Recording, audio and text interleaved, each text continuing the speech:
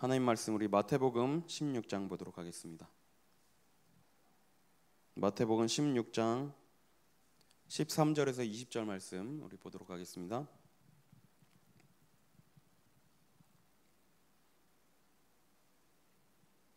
마태복음 16장 13절에서 20절 말씀 한 절씩 교독하도록 하겠습니다. 제가 먼저 읽겠습니다.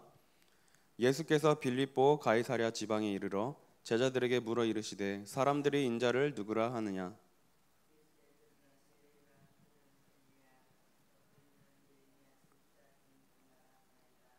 이르시되 너희는 나를 누구라 하느냐?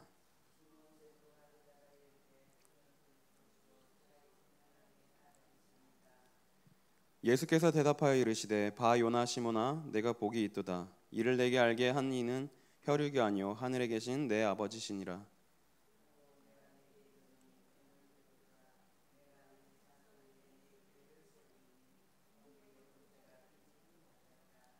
두 절 같이 읽겠습니다.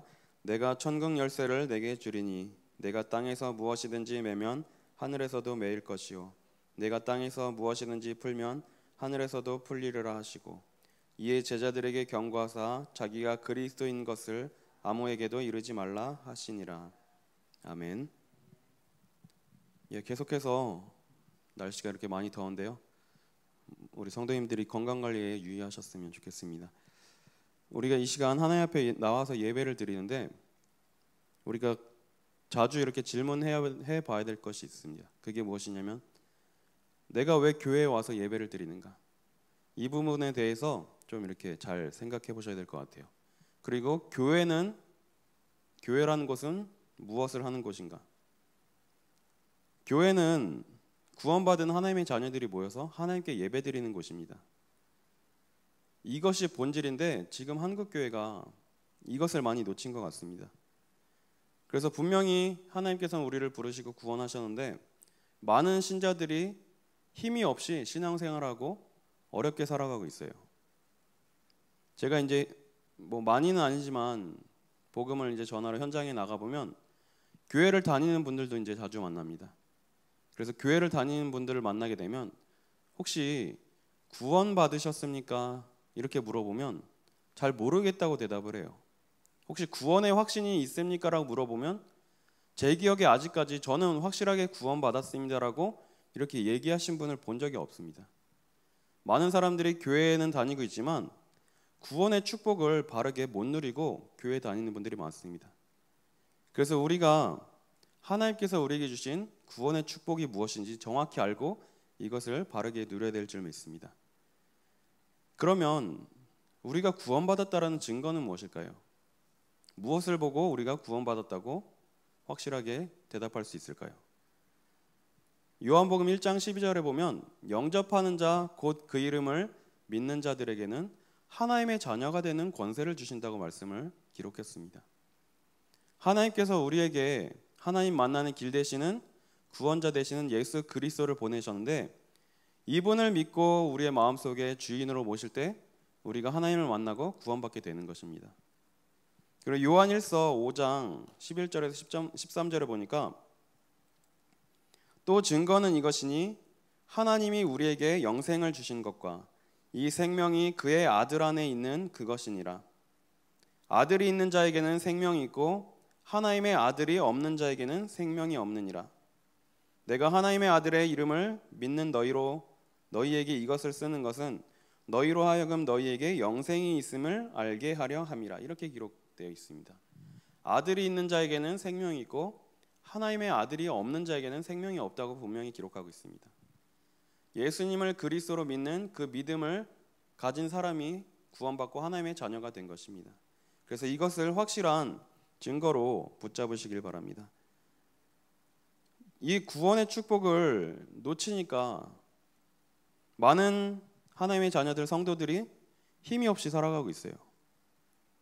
교회의 본질을 놓치다 보니까 지금 교회가 그냥 불신자들이 교회를 싫어하는 정도가 아니라 무시당하는 그런 지경까지 이르렀습니다. 그래서 속된 말로 기독교를 이제 개독교라고까지 비난하고 많은 사람들이 욕하고 그렇게 비난을 하고 있어요. 왜 이렇게 됐을까요? 교회가 하나님의 자녀들이 모여서 신앙생활하고 예배를 드리고 많은 사람들에게 복음을 전해야 되는 교회가 이렇게 오해되고 비난받고 무시당하는 시대가 됐습니다. 왜 그러냐? 아까 말씀드린 대로 교회의 본질을 놓쳐서 그런 것 같습니다. 교회가 하나님께서 원하시는 계획을 찾고 하나님의 인도를 받아야 되는데 교회 안에 세상의 방법들이 들어오게 된 것입니다. 그래서 첫 번째로 많은 사람들이 신앙생활하지만 기복신앙을 가지고 신앙생활을 해요. 기복신앙은 이제 복을 받기를 원하는 그런 마음으로 신앙생활하는 걸 말하죠.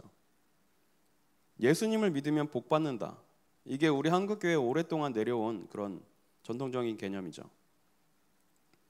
제가 이제 전도사 때 좀 시간이 있을 때 큰 교회들을 좀 가봤습니다. 어떻게 운영이 되고 있고 어떻게 움직이는가. 그래서 서울의 한 큰 교회를 갔었는데 수요 예배를 참석했는데 그때 기억에 수요 예배만 한 4,000명 참석을 하는 교회였어요. 엄청나게 큰 규모의 교회였는데 제가 이제 뭐 이렇게 비판하려고 그런 건 아니고 어떻게 무엇을 붙잡고 있는가 이런 걸 좀 확인하고 싶어서 가서 이제 목사님의 설교를 이렇게 듣는데 감히 제가 판단을 할 수 있는 건 아니겠지만 1시간 동안 이제 설교 말씀을 듣는데 복음에 대한 내용이 안 나오더라고요. 그리스도란 단어가 전혀 안 나오고 어떤 말씀을 주로 하시느냐?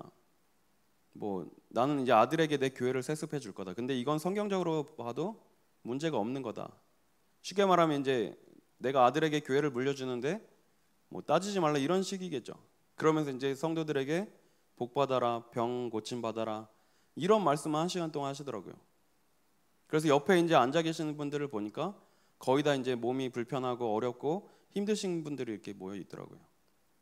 교회는 누구나 와야 됩니다. 뭐 그런 걸 가리는 게 아니지만 포커스가 어디에 맞춰져 있느냐? 병 치유, 복 받고 현실적인 복에 초점이 맞춰져 있다 보니까 이것을 원하는 분들이 이렇게 모여 있더라고요. 자, 예수님 믿으면 복을 받습니까? 복 받습니다. 복을 받는데 우리가 생각하는 복은 세상의 복과 다른 복입니다. 구원받고 하나님의 자녀가 되었다는 사실이 우리가 받은 최고의 복이에요. 세상에서 받을 수 있는 돈 벌고 성공하고 명예를 가지고 이거는 누구나 다 얻을 수 있는 복입니다. 하나님의 자녀가 되었다고 얻을 수 있는 복은 아닌 거죠. 하나님을 안 믿는 불신자들도 열심히 노력하면 돈 벌고 성공할 수 있습니다. 그런데 이걸 마치 복인 것처럼 생각하는 게 잘못된 생각인 것 같습니다. 그래서 예를 들어서 우리나라의 제일 가는 뭐 기업 회장님에게 찾아가서 회장님 예수 믿으면 복 받습니다. 예수 믿으면 부자 되고 복을 받습니다라고 얘기하면 어떻게 생각할까요? 예수님을 안 믿어도 돈 많은 사람 너무나 많습니다. 그 페이스북이라는 사이트 아시죠? 많은 젊은이들이 이렇게 주고받는 메신저 역할도 하는데 그 페이스북을 창립한 마크 주크버그라는 사람이 한 해에 기부를 했는데 52조를 기부를 했어요. 예수 믿는다고 경제적인 복을 받는다면 그런 사람들하고 사실 비교가 안 될 거예요. 그러다 보니까 우리가 세상적인 그런 기복신앙적인 개념을 가지고 교회 와서 신앙생활을 한 사람이 많은 거예요. 기도를 열심히 하면 복을 받는다는 이런 개념. 열심히 한다고 우리는 복을 받는 게 아닙니다. 정확한 복음을 깨닫고 하나님의 자녀가 될 때 하나님께서 주시는 복을 누리는 겁니다. 그 복은 이 세상에서 누리는 복도 당연히 포함되겠지만 더 큰 복이 하늘에 우리의 이름이 생명책에 기록된 것이 더 큰 복입니다. 그리고 두 번째로 세속신앙에 교회가 이렇게 물들어 버렸어요. 그래서 성공을 위해서 세상적인 그런 복을 위해서 달려가고 있는데 어떤 분이 이제 이런 얘기를 하더라고요. 사업하시는 분들이 큰 교회를 많이 나간대요. 사람이 많이 모이는 교회. 그래서 왜 그런 교회를 나가냐고 했더니 맨 앞자리에 앉아서 근심을 가진 표정으로 기도를 하면 목사님이 이제 찾아와서 물어보신대요. 그럼 이제 자기가 가지고 있는 사업에 대한 부분의 고민을 이렇게 얘기를 하면 목사님께서 교회의 많은 성도님들 중에 그쪽에 관련된 그런 사업가들을 연결시켜주면 그런 문제가 이렇게 해결된다 그러더라고요. 교회 안에서 만남을 통해서. 그리고 어떤 교회는 이제 연예인이 출석한다고 해서 많은 사람들이 거기로 가기도 하고 정치인이 교회에 출석한다고 많이 모이기도 하죠. 연예인도 당연히 교회 나와야죠. 정치인도 나와야 되죠. 그런데 복음의 본질을 놓치고 그렇게 세속적인 신앙을 가지고 모이게 되는 사람들이 많아진 거예요. 분명히 하나님의 말씀에는 좋은 말씀만 있는 게 아니에요. 우리를 바른 길로 가게 하기 위해서 징계하시기도 하고, 우리가 못 깨닫는다면 하나님은 어떤 어려움을 주셔서라도 바른 길로 이렇게 인도하기를 원하세요. 그런데 많은 사람들이 내가 듣기 좋아하는 말씀만 듣기로 원하고, 뭔가 내 마음에 불편한 말씀을 들으면 기분이 나빠지고, 그러다 보니까 목사님들도 성도님들이 좋아하는 말씀만 전하게 되고, 그러다 보니까 뭐 강단에서 재미있는 말을 많이 해야 되고, 그런 식으로 많이 이렇게 변질이 됐습니다. 그리고 세 번째로, 많은 교회들이 무속신앙의 영향을 받았어요. 우리나라 전통적으로 흘러내려오는 그런 개념들 있죠. 지성이면 감천이다. 뭔가 열심히 빌면 이루어진다는 그런 개념들이 우리 속에 어느 순간 자리 잡고 있기 때문에 내가 뭔가 정성껏 간절히 기도해야지만 하나님이 응답하실 거라는 그런 생각이 막연히 우리 마음속에 뿌리내려 있어요. 왜냐하면 이게 한국의 오래된 전통적인 개념이기 때문이에요. 그 정도면 그나마 괜찮은데,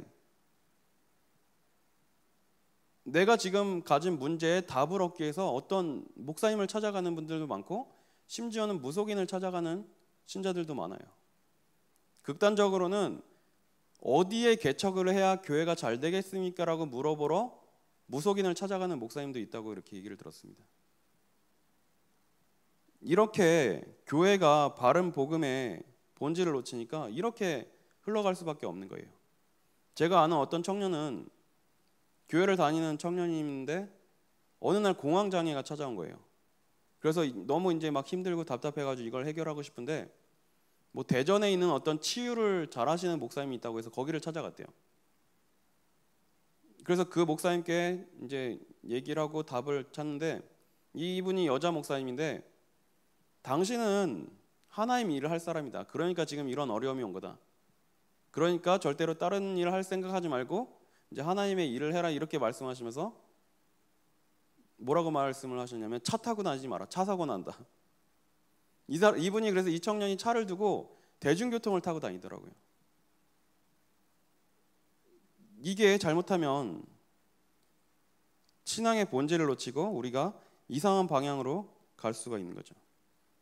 하나님의 자녀는 모든 일에서 자유함을 얻은 것입니다. 뭐 우리가 차를 타고 가면 사고 나고, 하나님의 일을 안 하면 뭐 우리가 어려움을 당하고, 절대로 그런 건 없습니다. 그런데 많은 사람들이 이런 식으로 신앙생활을 하고 있어요. 왜냐?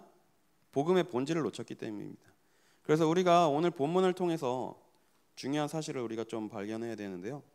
예수님께서 제자들에게 먼저 물으셨어요. 예수님께서 이 땅에 오셔서 그리스도로 사역을 하시면서 제자들에게 이제 물어보신 거예요.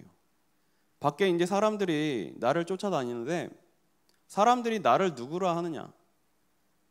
그래서 제자들이 대답하죠. 어떤 사람은 더러는 세례 요한, 더러는 엘리야, 어떤 이는 예레미야나 선지자 중에 하나이다, 이렇게 대답을 해요. 세례 요한은 그 당시에 훌륭한 일을 한 선지자입니다. 사회를 깨끗하게 정화시키고 사회 운동을 했던 사람이에요. 그래서 그 시대의 왕이었던 헤롯 왕의 잘못을 막 지적하기도 하고. 그런데 예수님께서 이 땅에 오신 본질은 사회를 정화시키고 그런 건 아닙니다. 이거는 그 중에 일부일 뿐이죠. 그리고 또 어떤 사람은 엘리야라고 얘기를 한다고 이렇게 대답을 하죠. 엘리야는 능력의 선지자예요. 막 하늘에서 불을 내리고 바알과 아세라 선지자와 싸워서 이기고. 그리고 예레미야는 우리가 보통 눈물의 선지자라고 얘기하죠. 이스라엘의 어려움 당하는 모습을 보면서 정말 눈물을 흘려서 기도했던 그런 선지자예요. 그런데 이것들은 예수님께서 이 땅에 오셔서 하신 일들 중에 일부일 뿐이지 이게 본질은 아니에요.